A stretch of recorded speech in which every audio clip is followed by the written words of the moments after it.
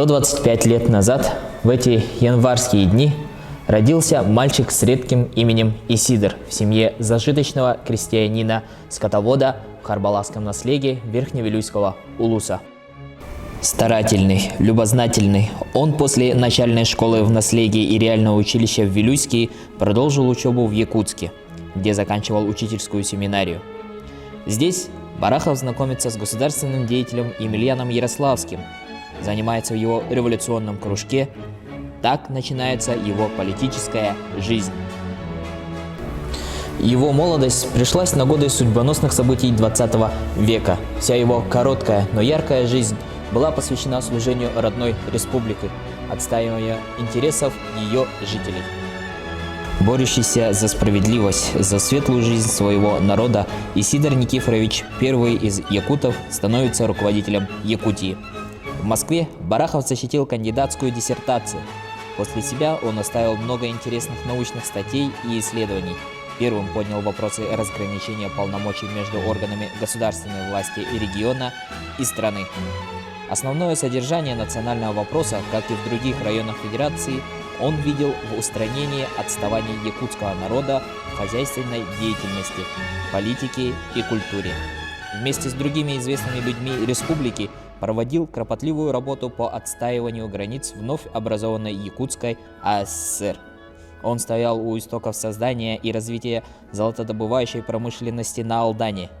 Неоднократно отмечал огромное значение освоения золотых месторождений для развития экономики и транспорта Якутии. Уже тогда ставил вопросы о проектировании и строительстве железнодорожной ветки от Иркутска до Усть-Кута, дорог Большой Невер и Якутск-Охотск, продвигал проект Ленского пароходства.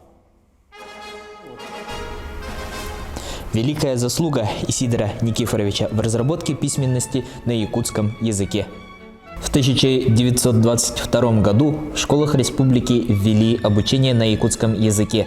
В 1923 году в Петрограде при поддержке Исидора Барахова отлит якутский шрифт, напечатанный букварь Семена Андреевича Новгородова «Сурук-Бичик» и «Хрестоматия Агар-Кенига». Провел большую работу по организационно-хозяйственному укреплению колхозов в восточных районах страны. Участвовал в подготовке и утверждении примерного устава сельскохозяйственной артели в работе первого и второго съездов колхозников-ударников.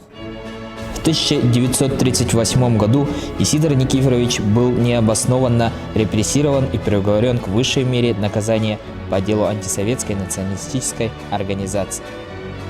Его честное имя оправдано. Реабилитирован в 1956 году в связи с отсутствием состава преступления.